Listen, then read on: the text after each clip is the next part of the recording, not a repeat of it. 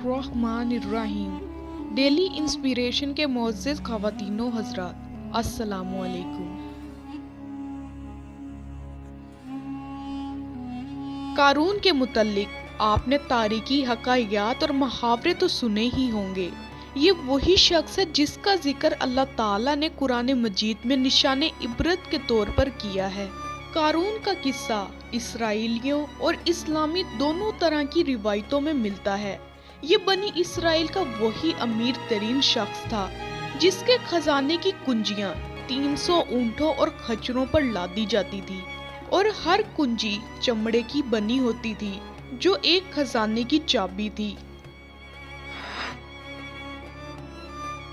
तारीख़े इंसानी में क़ारून से ज्यादा दौलत शायद किसी शख्स को अता नहीं की गई। क़ारून हज़रत मूसा अलैहिस्सलाम के चचा यासूर का बेटा था। वो निहायत ही हसीन और खूबसूरत आदमी था। यही वजह थी कि बनी इसराइल और कुतबी लोग उसे मुनव्वर कहा करते थे।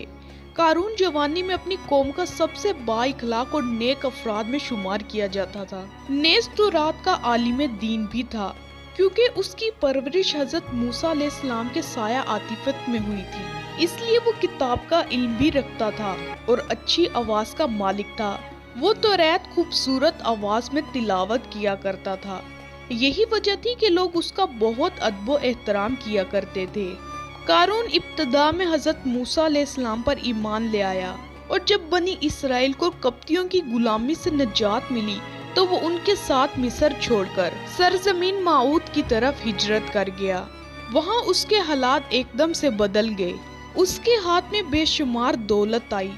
देखते ही देखते वो अपनी कौम का अमीर तरीन शख्स बन गया, जिसका जिक्र अल्लाह ने कुरान मजीद में कुछ यूं किया है। बेशक क़ारून हज़रत मूसा अलैहिस्सलाम की कौम से था, फिर उसने कौम पर ज्यादती की और हमने उसको इतने खजाने दिए कि जिनकी कुंजियां उठाना एक ताकतवर जमात पर भारी थी।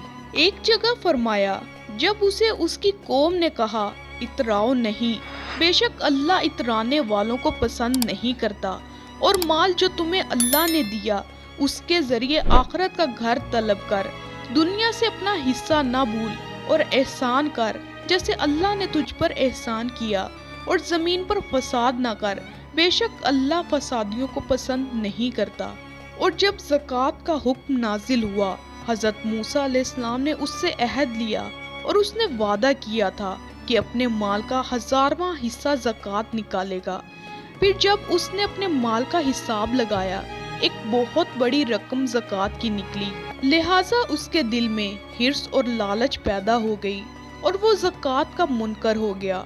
उसने एक गंदी चाल चली। उसने बनी इसराइल के एक गिरोह को जो उसके हमायती थे जमा किया और कहा, ए बनी इसराइल, मूसा ने हमें बहुत से अमूर का हुक्म दिया जिस पर तुम लोगों ने उसकी पैरवी की। अब वो तुमसे तुम्हारा माल भी लेना चाहता है। एक फुला फहाशा औरत को लेकर आओ ताकि मूसा को बदकार साबित किया जाए। क़ारून ने अपनी कौम के लोगों को जमा किया और हज़रत मूसा अलैहिस्सलाम से पूछा, जना की क्या सजा है? हज़रत मूसा ने कहा, जो भी जना करे हालांकि उसकी बीवी भी हो, उसको संसार किया जाए यहाँ तक कि वो मर जाए। क़ारून ने हज़रत मूसा से कहा, हत्ता कि ये काम आपने ही अंजाम दिया तो भी? हज़रत मूसा ने कहा, हत्ता कि इस काम को मैं भी अंजाम दूं तो भी यही हुक्म है। क़ारून ने कहा कि बनी इसराइल ये गुमान करते हैं कि आपने फुला फहाशा औरत से ज़िना किया है। हज़रत मूसा ने कहा, उस औरत को मेरे सामने लाओ। लिहाजा वो औरत बुलाई गई तो आपने फरमाया, ए औरत, उस अल्लाह की कसम जिसने बनी इसराइल के लिए दरिया को फाड़ दिया और आफियत और सलामत के लिए दरिया के पार करा के फिरौन से निजात दी, सच कह दे कि वाक़या क्या है। हज़रत मूसा अलैहिस्सलाम के जलाल से वो औरत सहम कर कांपने लगी और उसने मजमा आम में साफ साफ कह दिया कि ए अल्लाह के नबी, क़ारून ने मुझे कसीर दौलत देकर आप पर बोहतान लगाने के लिए आमादा किया है।